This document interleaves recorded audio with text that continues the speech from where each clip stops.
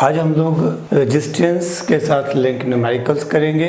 Before starting that we will go through few concepts. अगर हम किसी कंडक्टर की लेंथ को बढ़ा दें, कंडक्टर को स्ट्रेच कर दें सच दैट उसकी जो नई लेंथ है वो ओरिजिनल लेंथ से n टाइम्स हो जाए। जो उसकी स्ट्रेच किया है बेटा, we stretched a conductor such that new length is n times original length. जब हम कंडक्टर को स्ट्रेच करेंगे, लेंथ को बढ़ाएंगे, तो उसका एरिया ऑफ क्रॉस सेक्शन भी चेंज होगा। अगर मान लो कि ओरिजिनल लेंथ L है, area of cross section A है, स्ट्रेच करने के बाद लेंथ होगी n टाइम्स L, तो एरिया ऑफ क्रॉस सेक्शन कम हो जाएगा A by n times. This can be derived using constant volume. Initial volume of the conductor will be final volume of the conductor. Volume का formula होता है हमारे पास A into L। तो ये नया एरिया और नई लेंथ हो गई। एज पर डिस्कशन हम एज्यूम करके चल रहे हैं कि जो लेंथ है वो n टाइम्स कर दी गई है ऑन स्ट्रेचिंग। जब हम इसको फर्दर सिंप्लीफाई करते हैं तो हमारे पास एरिया हो जाएगा 1 by n times original area. अब हमें ये कैलकुलेट करना है कि इफ़ पुरानी रेजिस्टेंस R थी तो नई रेजिस्टेंस R डैश की वैल्यू कितनी होगी। मैं पुरानी रेजिस्टेंस R को लिख सकता हूँ rho into L by A। नई रेजिस्टेंस को लिखूँगा मैं R डैश को लिखूँगा rho into L dash by A dash. ध्यान देना है, स्ट्रेचिंग करने से रेजिस्टिविटी के ऊपर कोई सिग्निफिकेंट फर्क तो नहीं पड़ेगा। Resistivity will remain constant. At least हम जो मान के चलते हैं रेजिस्टिविटी विल रिमेन कांस्टेंट। अब अगर मैं यहाँ पर L डैश और A डैश की वैल्यू सब्स्टिट्यूट कर दूँ तो मेरे पास R डैश की वैल्यू कितनी हो जाएगी, rho into L dash. L dash हमारे पास हो गया n टाइम्स, एरिया हमारे पास हो गया है A बाय n टाइम्स, यानी कि जो नई रेजिस्टेंस R डैश की वैल्यू है that will become rho into L by A into n square. ये हमारे पास होगी पुरानी resistance R dash is equal to n square into R। यानी कि हम इस रिजल्ट को कैसे याद रख सकते हैं, if a conductor is stretched, if a conductor is stretched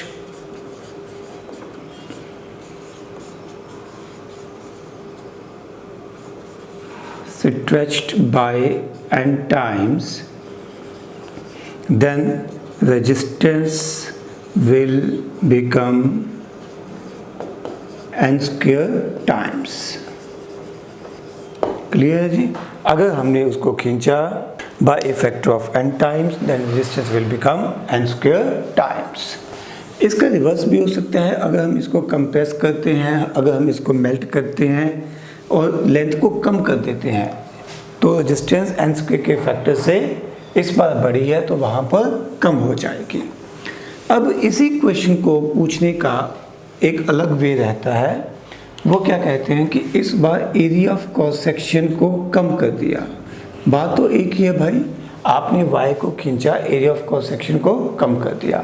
जितने गुना एरिया ऑफ क्रॉस सेक्शन कम होगा उतने गुना लेंथ बढ़ जाएगी।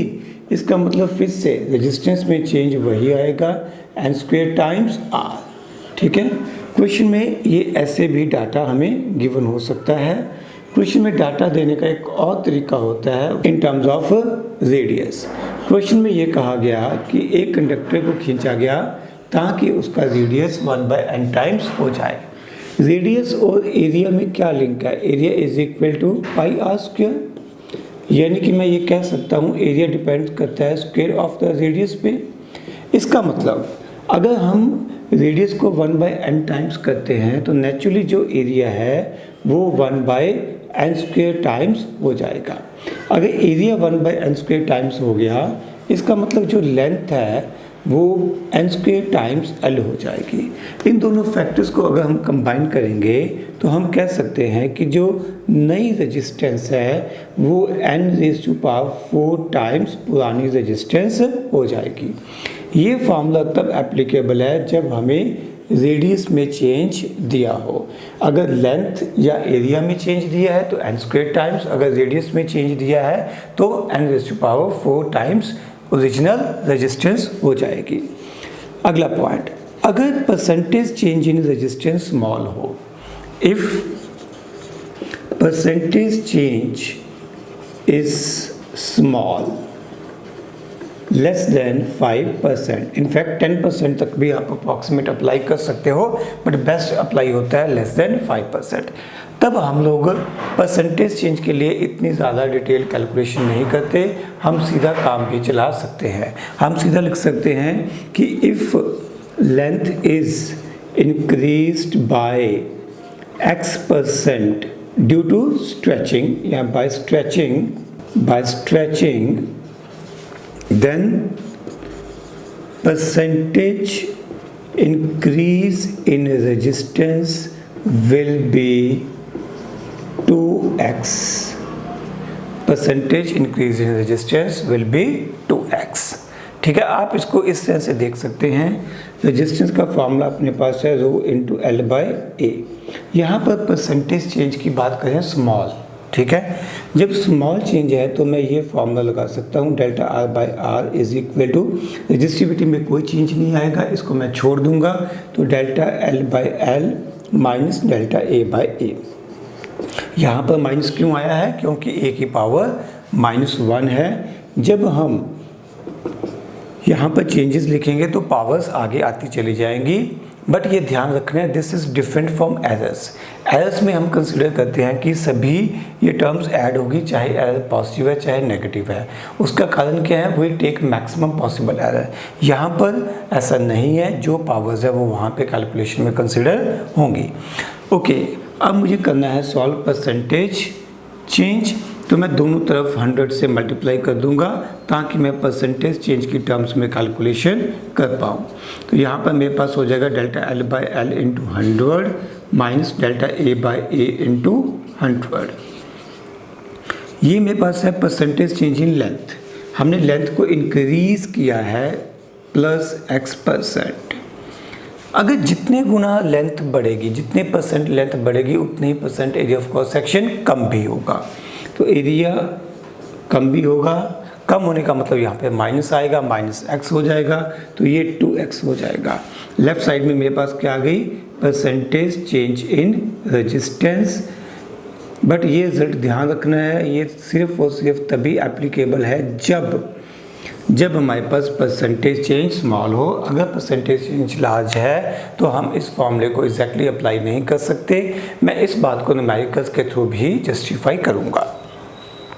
तो हम लोग यहाँ से शुरू करेंगे। नीचे वाला न्यूमेरिकल आप लोग पढ़ लीजिए, स्टेटमेंट को नोट कर लीजिए। क्वेश्चन हमारे पास क्या है? A copper wire is stretched, a copper wire is stretched to make its 10% longer. What is the percentage change in the resistance? Wire को खींचा गया ताकि उसकी लेंथ 10% बढ़ जाए। मैं यहाँ पर दोनों पार्ट आपको समझा दूंगा कि सही तरीके से करने में, जो हमने अभी भी एंड में किया था उसके करने में, डेरिवेशन में, कैलकुलेशन में कहाँ पर थोड़ा सा फर्क आता है। यहाँ पर परसेंटेज चेंज 10% दी हुई है, तो 5% से तो ज़्यादा ही है। तो चलिए हम लोग प्रॉपर वे में शुरू करते हैं। क्वेश्चन के मुताबिक जो लेंथ है वो 10% बढ़ा दी गई।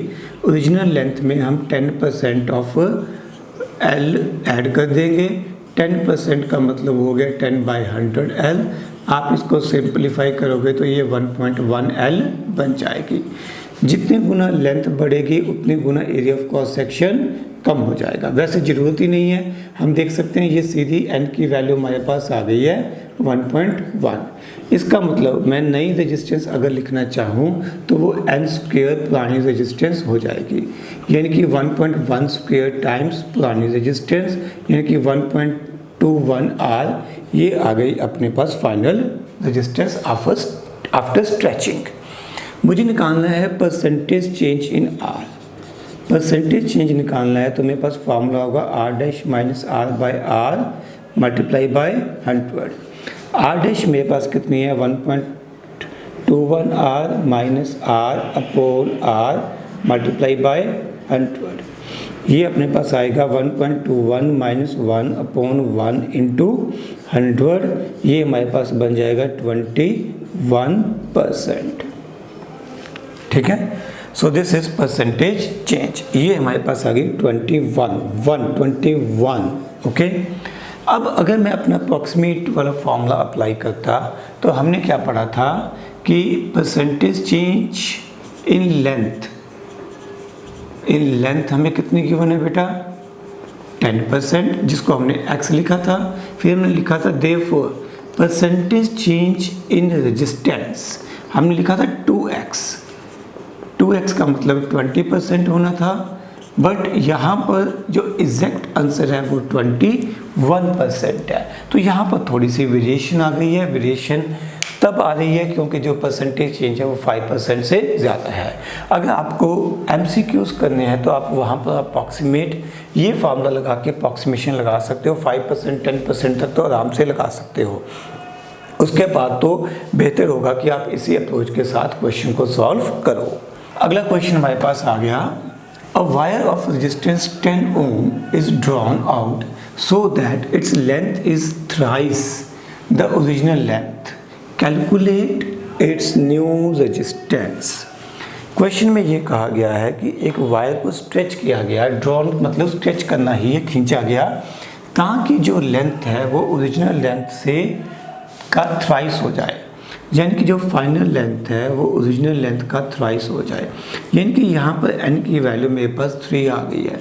इसका मतलब जो नई रेजिस्टेंस है वो मेरे पास n² होगी, यानी कि जो नई रेजिस्टेंस की वैल्यू है वो 9 टाइम्स ओरिजिनल रेजिस्टेंस हो जाएगी। This is our first question, इसे कंप्लीट मान लिया जाए। चलिए इसके बाद हम लोग अगले क्वेश्चन पे चलते हैं। ये रहा हमारा अगला question. A wire has a resistance of 16 ohm. It is melted and drawn into a wire of half of its original length. Wire को मेल्ट किया गया और एक नई वायर बनाई गई ताकि जो नई लेंथ है ओरिजिनल लेंथ का आधा रह जाए। यानी कि जो नई लेंथ है ओरिजिनल लेंथ का आधा हो जाए, यानी कि यहाँ पर n की वैल्यू हमारे पास 1/2 है। क्वेश्चन क्या है, calculate the resistance of new wire. Wire की नई रेजिस्टेंस ढूंढो। नई रेजिस्टेंस का फार्मूला हमारे पास है n² इंटू r, ये हो गया 1/2² इंटू r, ये अपने पास हो गया r/4। This is original resistance. Question है what is the percentage change. Word use किया गया है चेंज, तो परसेंटेज चेंज का फार्मूला हमारे पास क्या होगा, परसेंटेज चेंज इन रेजिस्टेंस हमारे पास क्या होगा, final resistance minus original resistance, ये हो गया चेंज। परसेंटेज चेंज कैलकुलेट करने के लिए divided by r multiply by 100।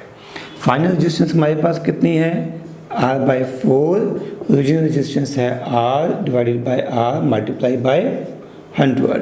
आप इसको सॉल्व करना, you will get it -75%। Minus sign क्या शो करेगा कि रेजिस्टेंस जो फाइनल रेजिस्टेंस है वो लेस है।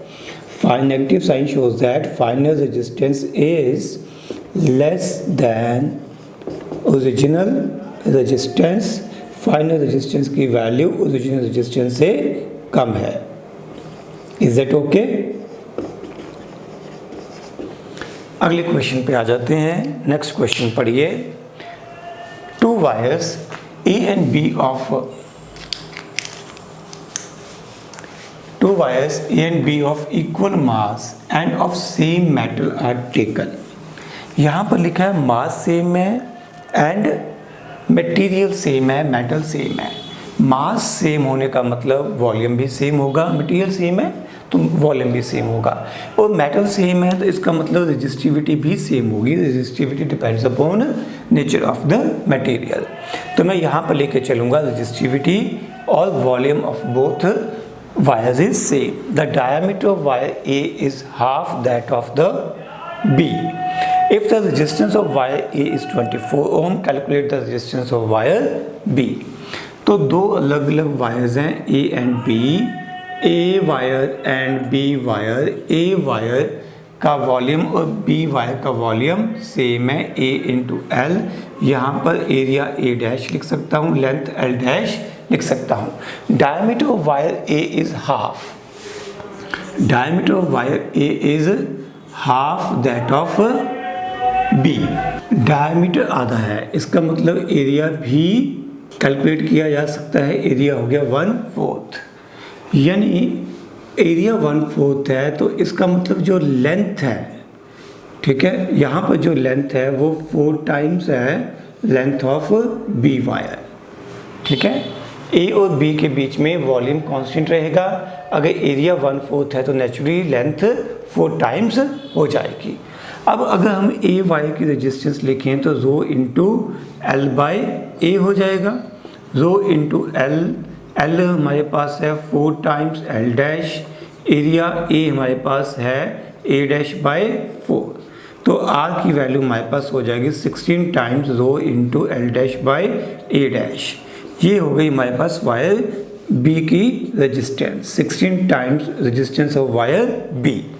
आर की वैल्यू क्वेश्चन में हमें ए वायर के लिए रेजिस्टेंस हमें 24 ओम गिवन थी, तो यहाँ पर मैं इसको अगर थोड़ा सा रीअरेंज करूँगा तो आर डैश की वैल्यू मेरे पास 24/16, ये 1.5 ओम बन जाएगी। सो this is your required answer. Next question, 2 wires of equal length, one of aluminium and other of copper have same resistance। 2 wires, एक कॉपर की बनी हुई है और एक एल्युमिनियम की बनी हुई है, दोनों की रेजिस्टेंस सेम है, दोनों की लेंथ भी सेम है। Both are made up of equal length having the same resistance. बताइए इन दोनों में से कौन सी वायर हल्की होगी। तो हम लोग यहाँ पर यूज़ करेंगे रेजिस्टेंस का formula, resistivity of copper into rho into L by A. तो यहाँ पर मैं एल सेम रखूँगा, एल ऑफ कॉपर लिखने की ज़रूरत नहीं है क्योंकि क्वेश्चन में मेंशन है कि दोनों वायर्स के लिए लेंथ की वैल्यू सेम है, L upon A of aluminium. L से एल कट जाएगा, इससे मेरे पास क्या आ जाएगा, area of cross section of aluminium to the area of cross section of copper. तो अगर मैं रीअरेंज करूँगा तो मेरे पास यहाँ पर आ जाएगा resistivity of aluminium to the resistivity of copper. Resistivity of aluminium is given to us 2.67 into 10⁻⁸, ये तो कटी जाएंगे 1.72, इसको मैं लिख सकता हूँ 263/172। ये मेरे पास एरिया ऑफ क्रॉस सेक्शंस की रेशो आ गई। मुझे ढूंढनी है रेशो ऑफ मासेस, कौन सी हल्की है कौन सी भारी है। मैं लिखता हूँ mass of aluminium to the mass of copper. Mass का फॉर्मूला होता है volume into density, volume of aluminium into density को डी लिख लेते हैं of aluminium upon volume of copper into density of copper. Aluminium का वॉल्यूम कितना आएगा, area of aluminium, area of cross section basically, into length into density of aluminium upon area of cross section of copper multiply by length. Length question में given था कि दोनों की same है, ये एल से एल कट जाएगा। ये रेशियो हमने कैलकुलेट कर रखी है इक्वेशन नंबर 1 में, ये अपने पास आ जाएगा 263/172 multiply by density of aluminium. Basically हमें रिलेटिव डेंसिटी गिवन है, बट क्योंकि हमें ये रेशियो ही लेनी है तो इसमें कोई फ़र्क नहीं पड़ने वाला। You can write down 2.7/8.9। On calculation we will get this value approximately 0.46। तो यहाँ से हम लोग ये कंक्लूड कर सकते हैं कि mass of aluminium wire upon mass of copper wire is equal to 0.46। That is mass of aluminium wire is less than mass of copper wire, यानी कि एल्यूमिनियम वायर हल्की है, इसलिए एल्यूमिनियम वायर को ओवरहेड पावर केबल्स के लिए use किया जाता है। ओवरहेड पावर केबल्स क्या होती हैं, जैसे हम लोगों ने पोल्स, इलेक्ट्रिकल पोल्स लगा के उनके ऊपर जो वायर्स लगानी है, these are called overhead wire cables या पावर केबल्स। इनमें मास कम होना ज़रूरी है, मास जितना कम होगा उतनी ये सपोर्ट, उतनी ये कम मजबूत सपोर्ट चाहिए होगी, उतनी कॉस्ट कम हो जाएगी। That is why aluminium wires are preferred as overhead power cables. Next question, 2 quadruple the resistance, quadruple means 4 times the resistance of a conductor, a portion of its length is stretched such that final length is 1.5 times the original length. किसी wire की resistance को 4 times करने के लिए उसकी length का कुछ fraction जो है उसको स्ट्रेच किया गया। तो मैं मानता हूँ मेरे पास एक वायर है जिसकी length L and area of cross section A है। इसका कुछ पोर्शन मैं मान लेता हूँ, इस पोर्शन को जिसकी वैल्यू A इंटू L है, ये बड़ा क्लियर है, A is less than 1। A basically represent करेगा फ्रैक्शन को। इस फ्रैक्शन को स्ट्रेच किया गया ताकि जो नई वायर बन जाए, टोटल वायर की रेजिस्टेंस 4 टाइम्स ओरिजिनल रेजिस्टेंस हो जाए। तो यहाँ पर ये लेंथ कितनी बच गई है, L minus AL। Is that okay? हमारे क्वेश्चन के मुताबिक ये लेंथ जो मैंने अभी शेड करके शो किया है इसको स्ट्रेच किया गया। Is that okay? ये L माइनस AL है और इतने पार्ट को स्ट्रेच किया गया ताकि जो फाइनल लेंथ है वो 3/2 टाइम्स ओरिजिनल लेंथ हो जाए। Is that fine? यानी कि यहाँ पर ये लेंथ अगर मैं इसको L डैश मान लूँ तो इस L डैश की वैल्यू मेरे पास कितनी बचेगी? टोटल लेंथ है 3/2L और माइनस इसमें से मैं करूँगा L माइनस AL। जब हम इसको सिंप्लीफाई करेंगे तो ये मेरे पास बन जाएगा 3L/2 minus L plus AL। This is L/2 plus AL, यानी कि L कॉमन आ गया, L/2 कॉमन रख सकता हूँ, 1 प्लस 2A। ये मेरे पास हो गई फाइनल लेंथ। दिस इज से इक्वेशन नंबर 1 L डैश। इस वायर जिसको खींचा उसकी लेंथ ये हो गई। पहले कितनी थी AL, अब कितनी हो गई है, ये वैल्यू हो गई है। तो this is how we can discuss कि कितनी परसेंटेज कितनी चेंज आई है। अगर मैं देखूं इतने हिस्से को स्ट्रेच किया गया है तो इसकी लेंथ में कितना चेंज आ गया, कितने गुना ये लेंथ बढ़ गई है। तो मैं इन दोनों को डिवाइड कर देता हूं, तो डिवाइडेड बाय AL हो जाएगा, ये L से L कट जाएगा, L डैश बाय AL मेरे पास हो जाएगा 1 प्लस 2A बाय 2A। इसका मतलब इस पोर्शन की लेंथ जिसको हमने स्ट्रेच किया है वो लेंथ इस फैक्टर से बढ़ गई है। जितने फैक्टर से लेंथ बढ़ेगी उतने ही फैक्टर से एरिया ऑफ क्रॉस सेक्शन भी कम हुआ होगा। यानी कि इस हिस्से का जो नया एरिया ऑफ क्रॉस सेक्शन है जिसे मैं A डैश लिख सकता हूँ, वो एरिया ऑफ क्रॉस सेक्शन और पुराने एरिया ऑफ क्रॉस सेक्शन की जब मैं रेशियो लूँगा तो ये इसका रिवर्स हो जाएगी। This is going to be 2A/1 plus 2A। Say this is equation number 3। Is that okay? अब मुझे देखना है कि इस वायर की रेजिस्टेंस और इस वायर की रेजिस्टेंस इन दोनों का सम कितना होना चाहिए, 4 times the original resistance. Means final resistance of the total wire, मतलब दोनों हिस्सों का combination. Final resistance of total wire both parts is equal to 4 times original resistance. तो ये हम फाइनल रेजिस्टेंस लिखेंगे rho into L by A plus rho into, ये जो फर्स्ट टर्म है इतने हिस्से की रेजिस्टेंस आ गई है, अब इस हिस्से की रेजिस्टेंस लिखेंगे रो इंटू L।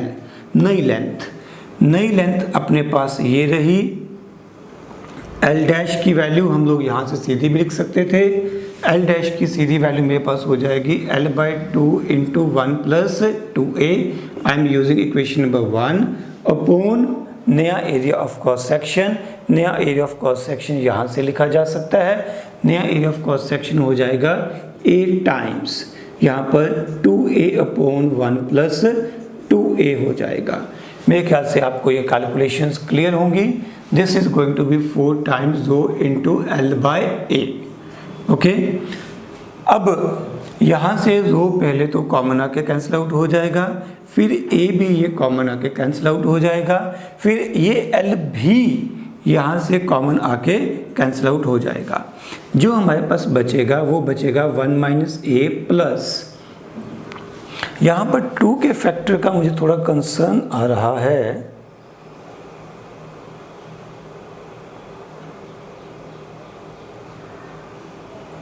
ठीक है, देखा जाएगा।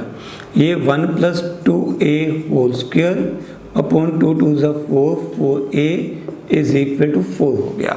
यहाँ पर हम एलसीएम ले सकते हैं, 4a - 4a स्क्वायर, ये एलसीएम ले लिया, plus 1 + 2a whole square is equal to 16a।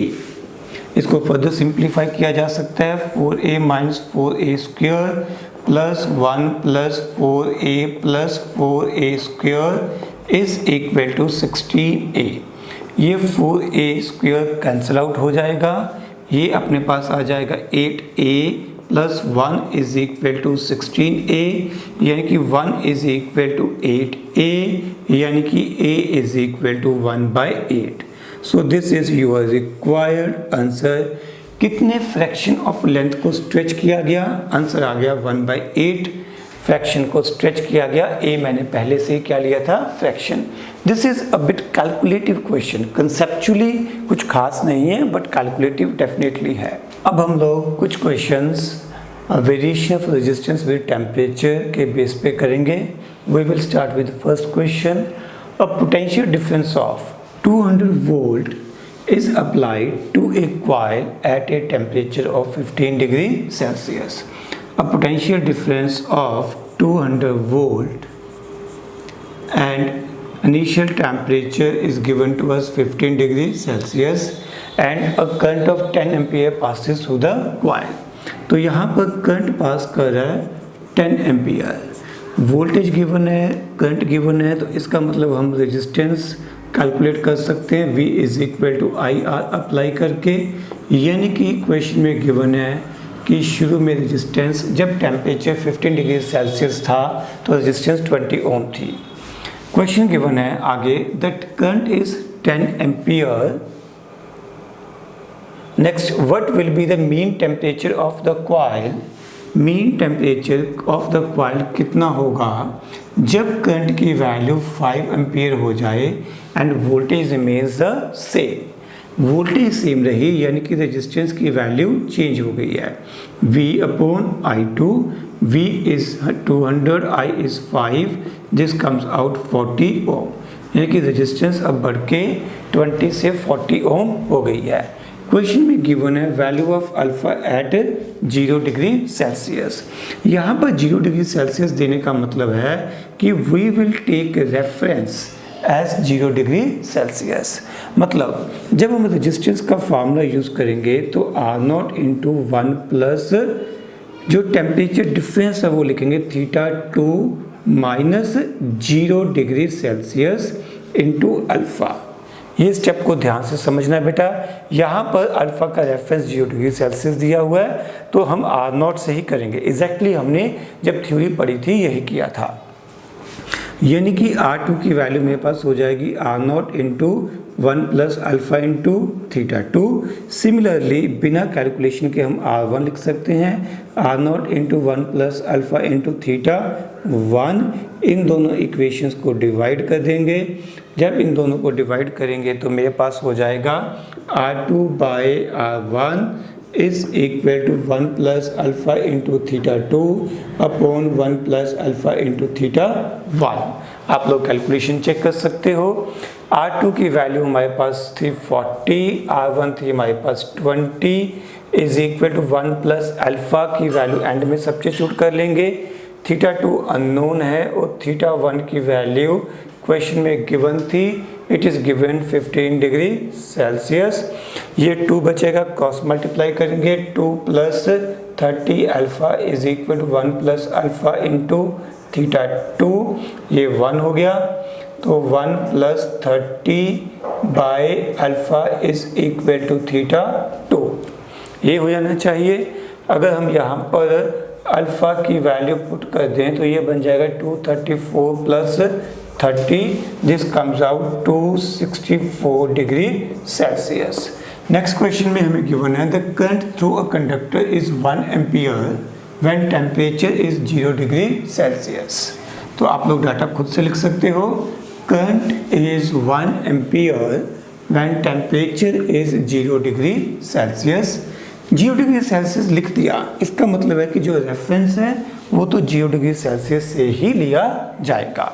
Means 0 degree Celsius लिखने का मतलब ये है कि जब हम रेजिस्टेंस की वैल्यू लिखेंगे तो उस केस में जो हम रेफरेंस है वो 0 डिग्री से शुरू करेंगे, यहाँ पर R0 की वैल्यू आएगी और इधर 0 आएगा, एग्जैक्टली सेम जो हमने थ्योरी में किया था। और उसके बाद कहा है कि 0.7 एम्पियर है जब टेम्परेचर की वैल्यू 100 डिग्री सेल्सियस है। What would be the current when the temperature of the conductor is 1200 degree Celsius. Question में गिवन है रेजिस्टेंस को मैं लिख सकता हूँ V/I, करंट मुझे गिवन है 0.7 एम्पियर और यहाँ पर मैं लिखूँगा 1 एम्पियर, क्योंकि 1 एम्पियर मुझे गिवन था 0 डिग्री सेल्सियस पे, तो 1 एम्पियर 0 डिग्री सेल्सियस पे, और बाद में ये कितना गिवन है 100 डिग्री सेल्सियस पे, तो 100 माइनस 0 यहाँ पर पुट किया जा सकता है। होप सो कि आपको क्लियर होगा। ये V कैंसिल आउट हो जाएगा, ये बन जाएगा 10/7 is equal to 1 plus 100 alpha, यानी कि 3/7 इज इक्वल टू 100 अल्फ़ा, यानी कि हमारे पास अल्फ़ा की वैल्यू बन जाएगी 3/700 पर डिग्री सेल्सियस। ये हमने फर्स्ट लाइन से डाटा कंक्लूड कर लिया। हमें कैलकुलेट करना है करंट की वैल्यू को जब टेम्परेचर 1200 डिग्री सेल्सियस हो जाए। मैं फिर से यही फार्मूला रेजिस्टेंस का अप्लाई करूंगा, R=R0 into 1 plus alpha into theta minus 0। मैं रेफरेंस 0 डिग्री सेल्सियस लेके ही करूंगा। तो रेजिस्टेंस का फार्मूला मेरे पास हो जाएगा V/I। पोटेंशियल डिफरेंस हम मान के ही चलेंगे सेम है, क्योंकि गिवन तो नहीं है, we will assume it remains same. Resistance at 0 degree Celsius V/1 1 plus alpha, alpha की वैल्यू हमने 3/700 कैलकुलेट कर ली है। इस बार जो नया केस है, सेकंड केस है, उसमें हमें थीटा की वैल्यू 1200 गिवन है, ये कैंसिल आउट हो जाएगा। 1/I is equal to 1 plus, ये कैंसिल आउट हो जाएगा, ये हो जाएगा 36/7, यानी कि I की वैल्यू अपने पास बन जाएगी 7/43 ampere. Next question, an heating element using nichrome. Nichrome क्या है बेटा? Heating element using nichrome. Nichrome is basically an alloy which is made up of nickel plus chromium plus iron. nickel chromium and iron का alloy है which is used as heating element. Heating element का मतलब क्या है? Heaters में, जैसे geysers में, toasters में हम लोग इसको यूज़ करते हैं, ठीक है। गीजर्स, हीटर्स में, गीजर्स, टोस्टर्स, हीटर्स, कहीं पे भी हम इस वायर को, इस मटेरियल को, इस अलॉय को यूज़ करते हैं।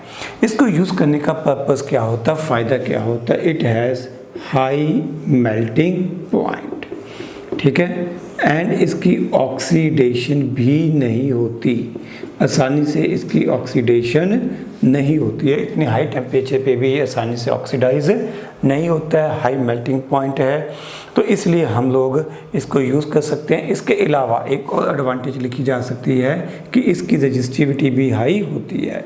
रजिस्टिविटी हाई होने से हम छोटी वायर्स के थ्रू भी ज़्यादा हीट प्रोड्यूस कर पाते हैं। इसको हम डिटेल में जाके आगे हीटिंग इफेक्ट्स ऑफ करंट वाले चैप्टर में पढ़ेंगे, बट फिलहाल आपको ये समझना है कि नाइक्रोम एक अलॉय है जिसको कि हम लोग as a heating element use कर रहे हैं। तो हम इसको यूज़ कर रहे हैं 230 वोल्ट सप्लाई पे, और शुरू में ये 3.2 एम्पियर करंट ड्रॉ करता है। शुरू का मतलब है टेम्परेचर 27 डिग्री सेल्सियस। उसके बाद कहा गया है कि and initial current of 3.2 ampere which settles after a few seconds to a steady value of 2.8 ampere. शुरू में करंट था अपने पास 3.2 एम्पियर और कुछ देर बाद ये करंट कम हो गया, 2.8 एम्पियर हो गया। ये करंट कम क्यों हो गया? क्योंकि ये हीटिंग एलिमेंट है, जब इसमें से करंट पास करेगा तो ये गर्म होगा, ये गर्म होगा तो इसकी रेजिस्टेंस चेंज होगी, रेजिस्टेंस इंक्रीज करेगी, रेजिस्टेंस इंक्रीज करेगी तो करंट की वैल्यू कम होगी। यहाँ पर रेजिस्टेंस अपने पास R1 थी, V/I1, यहाँ पर रेजिस्टेंस R2 हो जाएगी, V/I2। तो यहाँ पर रेजिस्टेंस चेंज होने वाली है because of temperature.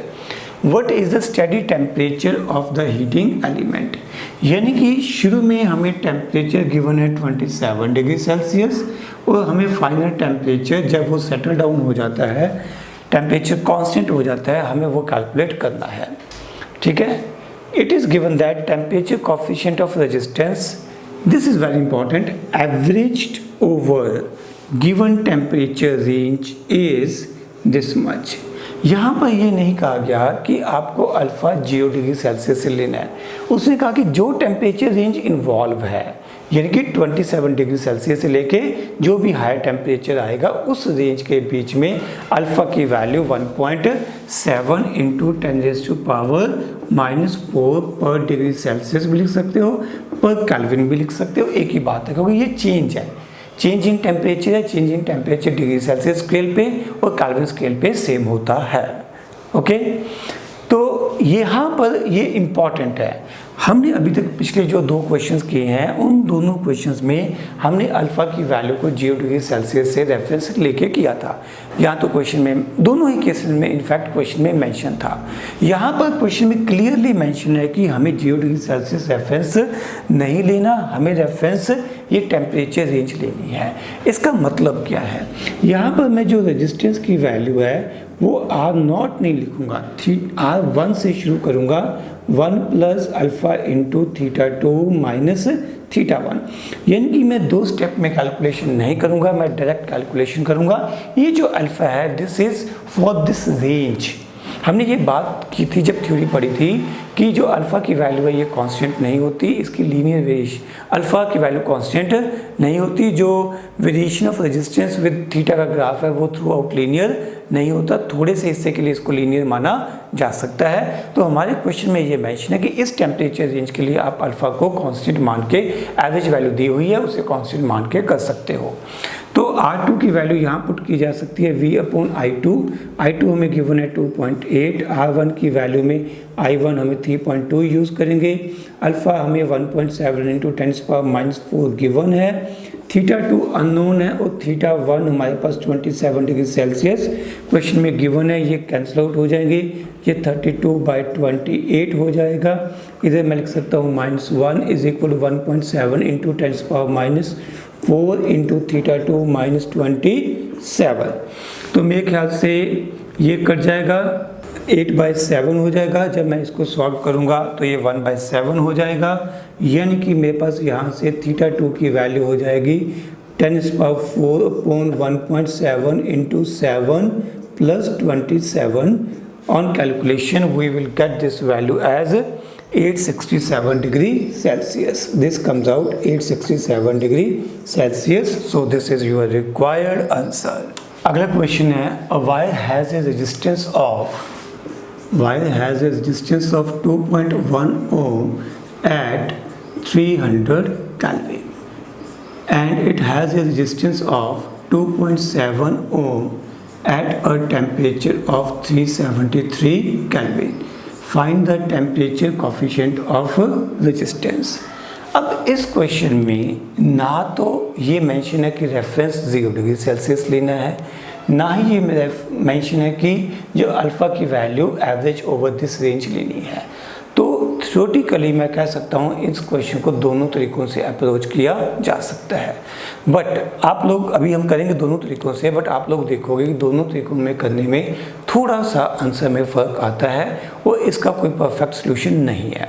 In my personal opinion I will always prefer, अगर 0 डिग्री सेल्सियस रेफरेंस नहीं दिया हुआ तो मैं मान कर चल सकता हूँ कि जो टेम्परेचर रेंज दी है मैं उसके बीच में कैलकुलेशन करूँगा, अज्यूमिंग अल्फ़ा की वैल्यू कांस्टेंट नहीं रहती है। ओके, तो अगर मैं अपनी एजम्पशन के हिसाब से चलूँ तो R2 is equal to R1 into 1 plus alpha into temperature range θ2 minus θ1। यहाँ पर मैं रेफरेंस 0 नहीं लिख रहा, R0 R0 यहाँ पे नहीं लिख रहा।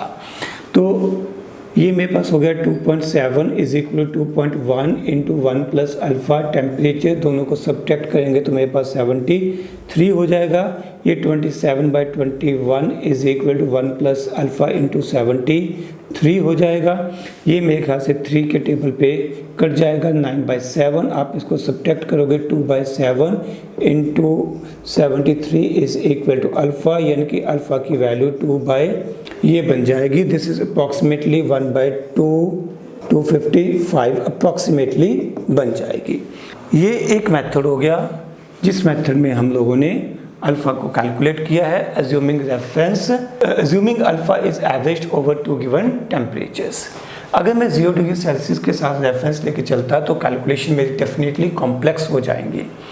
हम लोग उसको कैसे करते हैं, वैसे तो मैंने थ्योरी में आपको इसका डायरेक्ट शॉर्टकट भी बताया था। If we can recall that, शायद वो था R2 minus R1 upon R1 into θ2 minus R2 into θ1। R2 minus R1 इन दोनों को सब्ट्रैक्ट करेंगे, ये अपने पास हो जाएगा 0.6 अपॉन R1 कितना है 2.1 इंटू टेम्परेचर θ2। ये जो फॉर्मूला हमने लिखा था इसमें हमने टेम्परेचर 0 डिग्री सेल्सियस की रेफरेंस में किया था, तो यहाँ पर हम ये जो वैल्यूज़ है डिग्री सेल्सियस में कन्वर्ट कर लेंगे। ये बन जाएगा 100 डिग्री सेल्सियस, मेरे ख्याल से ये 23 डिग्री सेल्सियस हो जाएगा। तो I am going to use R1 मैंने लिया है 2.1, इसके साथ टेम्परेचर लिखूँगा 100 माइनस R2 मेरे पास है 2.7, इसके साथ मैं टेम्परेचर लिखूँगा 23। So we need to do this calculation करके देखते हैं आंसर क्या बनता है। ये हो गया 0.6 divided by 262.1, 0.6 divided by 147.9 is equal to 1/246 पर डिग्री सेल्सियस। तो ये हमारे पास यहाँ पर अल्फ़ा की वैल्यू आ जाएगी। यू कैन सी कि इन दोनों में थोड़ा सा तो फ़र्क आएगा, एक में आया है 1/246, दूसरे में आया है 1/255। There is slight difference between this two values, तो इसको हम कुछ नहीं कर सकते हैं, ये कभी भी एलिमिनेट नहीं होगा। दोनों मेथड्स में थोड़ा बहुत फ़र्क तो पड़ेगा। I will prefer this one. अगर रेफरेंस 0 डिग्री सेल्सियस दिया है फिर तो कुछ सोचना ही नहीं है, फिर तो वही अप्लाई होगा। Otherwise, you can go for this method also.